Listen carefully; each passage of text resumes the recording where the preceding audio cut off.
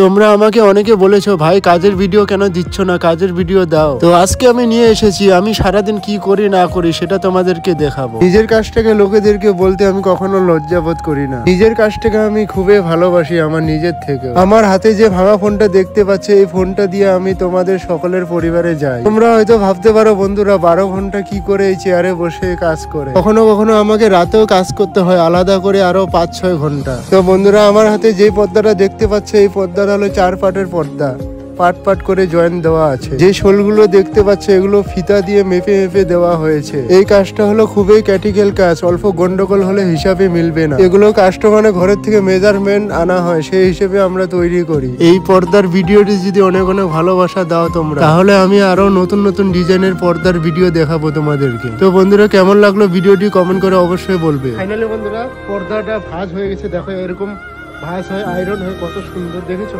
এত বড় পর্দা, মানে 4 পাটের পর্দা। এটা এক পাটের পানা 56 ইঞ্চি, তাহলে হিসাব করে 4 পাটে হলো কত ইঞ্চি হয়। এগুলো এখন কাস্টমারের ঘরে যাবে, ফিটিংস হবে। তো সেটা আমি তোমাকে দেখাতে পারবো না, কারণ আমি ফিটিংসের কাজ করি না, ঠিক আছে।